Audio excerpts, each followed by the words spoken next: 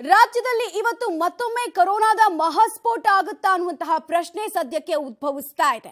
ಕಾರಣ ಈಗಾಗಲೇ ಟೆಸ್ಟಿಂಗ್ ನ ಪ್ರಮಾಣ ಹೆಚ್ಚಳ ಮಾಡುವಂತಹ ಮುನ್ಸೂಚನೆ ಸಿಗ್ತಾ ಇದ್ದ ಹಾಗೆ ಸೋಂಕು ಕೂಡ ಅಷ್ಟೇ ಪ್ರಮಾಣದಲ್ಲಿ ಉಲ್ಬಣಿಸುವ ಹೆಚ್ಚಾಗುವ ಸಾಧ್ಯತೆ ಇದೆ. ಇಂದು ಸೋಂಕಿತರ ಸಂಖ್ಯೆ 200 ದಾಟುವ ನಿರೀಕ್ಷೆ ಕೂಡ ಇದೆ. ಅದರಲ್ಲೂ ಬೆಂಗಳೂರು ಒಂದರಲ್ಲೇ 170ಕ್ಕೂ ಹೆಚ್ಚು ಸಕ್ರಿಯ ಕೇಸಸ್ಗಳು ಆಗಬಹುದು ಅನ್ನುವಂತಹ ಮಾಹಿತಿ ಸದ್ಯಕ್ಕೆ ಲಭ್ಯ ಆಗ್ತಾ ಇದೆ. ನಿನ್ನೆ ನಾವು ನೋಡಿದ್ವಿ ಬೆಂಗಳೂರಿನಲ್ಲಿ 68 ಕೇಸಸ್ ದಾಖಲಾಗಿತ್ತು. ಸೊ ಇವತ್ತು ಅದಿನ್ನು ಡಬಲ್ ಆಗಬಹುದು. ಡಬ್ಲಿಂಗ್ ಟೈಮ್ ಜಾಸ್ತಿ ಹಿಡಿತಾ ಇಲ್ಲ ಅನ್ನೋದು ಕೂಡ ಈ ಮೂಲಕ ಗೊತ್ತಾಗ್ತಾ ಇದೆ. ಕೇವಲ 1 ವಾರ 2 ವಾರದ ಹಿಂದೆ ನಾವು 5-10 ಕೇಸನ್ನ ರಿಪೋರ್ಟ್ ಆಗ್ತಾ ಇದ್ದನ್ನ ನೋಡ್ತಾ ಇದ್ವಿ.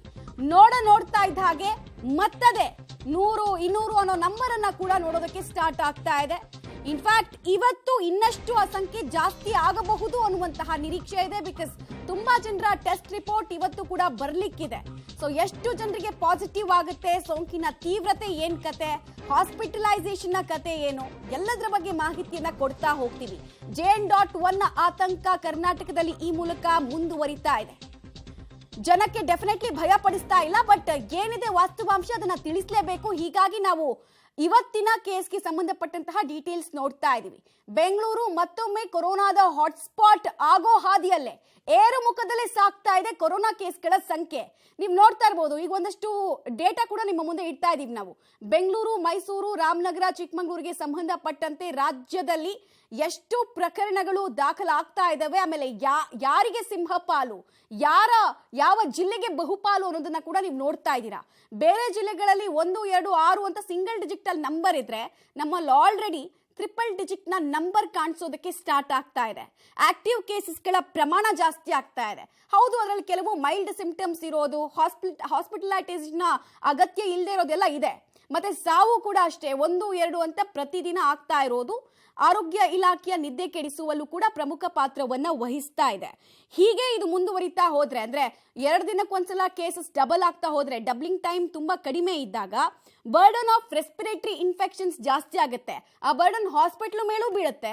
ಆ ಬರ್ಡನ್ ಹಾಸ್ಪಿಟಲ್ ನಲ್ಲಿ ಕೆಲಸ ಮಾಡುವಂತಹ ಸಿಬ್ಬಂದಿಗಳ ಮೇಲೂ ಕೂಡ ಬೀಳುತ್ತೆ.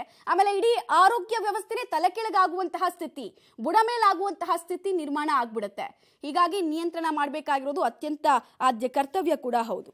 ಡೀಟೇಲ್ಸ್ ಕೊಡ್ತಾರೆ, ನೇರ ಸಂಪರ್ಕದಲ್ಲಿ ಜಾಯಿನ್ ಆಗ್ತಾ ಇದ್ದಾರೆ ಮಾರುತಿ. ಇವತ್ತು ಎಷ್ಟು ಸ್ಯಾಂಪಲ್ಸ್ ನ ರಿಪೋರ್ಟ್ ಇವತ್ತು ಬರ್ಲಿಕ್ಕಿದೆ, ಏನ್ ನಂಬರ್ ಅನ್ನ ಸದ್ಯಕ್ಕೆ ಪ್ರೆಡಿಕ್ಟ್ ಮಾಡ್ತಾ ಇದ್ದಾರೆ ಆರೋಗ್ಯ ಇಲಾಖೆಯವರು, ಆಮೇಲೆ ಇವತ್ತು ಕೂಡ ಬೆಂಗಳೂರಿನದೇ ಸಿಂಹಪಾಲುನಾ?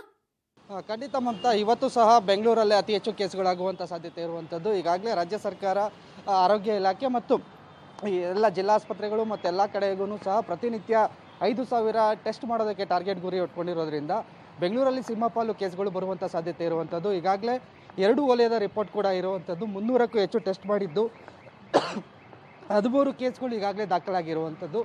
ಸಂಜೆ ಬುಲೆಟಿನ್ ಬಿಟ್ಟಾಗ್ಲೇ ಅದರ ಸ್ಪಷ್ಟ ಮಾಹಿತಿ ಸಿಗುವಂಥದ್ದು ಮಮತಾ. ಓಕೆ ಮಾರುತಿ, ಇದರ ಜೊತೆಗೆ ಈಗ ಬೆಂಗಳೂರಿನ ಯಾವ ವಲಯದಲ್ಲಿ ಹೆಚ್ಚಿನ ಟೆಸ್ಟಿಂಗ್ ಪ್ರಮಾಣವನ್ನ ಮಾಡ್ತಾ ಇದ್ದಾರೆ, ಮತ್ತೆ ಆರೋಗ್ಯ ಇಲಾಖೆ ಅಧಿಕಾರಿಗಳು ಕೊರೋನಾ ನಿಯಂತ್ರಣ ಮಾಡೋ ನಿಟ್ಟಿನಲ್ಲಿ ಸಾಮಾನ್ಯ ನಿಮಗಳೇ ಸಾಕು ಅಂತ ಕೂಡ ಯೋಚನೆ ಮಾಡ್ತಾ ಇದ್ದಾರೆ, ಅಥವಾ ಟಫ್ ರೂಲ್ಸ್ ನ ಅಗತ್ಯತೆ ಬಗ್ಗೆ ಏನಾದ್ರೂ ಆಲೋಚನೆ ಮಾಡೋ ಸಾಧ್ಯತೆ ಇದೆಯಾ ಈ ಕ್ಷಣಕ್ಕೆ? ಖಂಡಿತ. ಈಗ ಬರ್ತಿರೋ ಅಂಕಿಅಂಶಗಳನ್ನ ನೋಡಿದ್ರೆ, ಕಳೆದ 1 ವಾರದಿಂದ ಅಂಕಿಅಂಶಗಳನ್ನ ಗಮನಿಸ್ತಾ ಹೋದ್ರೆ, ಈಗ ಟೆಸ್ಟಿಂಗ್ ಪ್ರಮಾಣ ಜಾಸ್ತಿ ಆದಾಗಲೇ ಆಟೋಮೆಟಿಕ್ ಆಗಿ ಸೋಂಕಿತರ ಸಂಖ್ಯೆನೂ ಜಾಸ್ತಿ ಆಗ್ತಿದೆ. ಈ ನಿಟ್ಟಿನಲ್ಲಿ ರಾಜ್ಯ ಸರ್ಕಾರ ಚಿಂತನೆ ನಡೆಸಲೇಬೇಕಾಗಿದೆ. ಯಾಕಂದರೆ ಈಗ ಯಾವುದೇ ಟಫ್ ರೂಲ್ಸ್ನ ಜಾರಿಗೊಳಿಸಿಲ್ಲ, ಕಡ್ಡಾಯವಾಗಿ ಮಾಸ್ಕ್ ಕೂಡ ಜಾರಿ ಮಾಡಿಲ್ಲ. 60+ ಇರೋರಿಗೆ ಅಥವಾ ಬೇರೆ ಕಾಯಿಲೆಗಳಿರೋರು ಹೊರ ಬಂದಾಗ ಮಾಸ್ಕನ್ನು ಹಾಕೋ ಬನ್ನಿ ಅಂತ ಒಂದು ನಿರ್ದೇಶನ ನೀಡಿದ್ದಾರೆ. ಆ ನಿಟ್ಟಿನಲ್ಲಿ ಈಗ ಟಫ್ ರೂಲ್ಸ್ನ ಜಾರಿಗೊಳಿಸಲೇಬೇಕಾದಂಥ ಅನಿವಾರ್ಯ ಪರಿಸ್ಥಿತಿ ಪಾಸಿಟಿವ್ ರೇಟ್ ಮೇಲೆ ಡಿಪೆಂಡ್ ಆಗುತ್ತೆ. ಜೊತೆಗೆ ಆಸ್ಪತ್ರೆಗೆ ಸೇರೋರ ಸಂಖ್ಯೆ ಕಡಿಮೆ ಇದ್ರೂ ಸಹ ಸೋಂಕಿತರ ಸಂಖ್ಯೆ ಜಾಸ್ತಿ ಆಗ್ತಿದ್ದಾಗ ಇದರ ಏನು ರೂಪಾಂತರ ತಳಿಯ ಪರಿಣಾಮ ಯಾವ ಮಟ್ಟಕ್ಕೆ ಆಗುತ್ತೆ ಅನ್ನೋದನ್ನು ಸಹ ಅಧ್ಯಯನ ಮಾಡಬೇಕಾಗತ್ತೆ.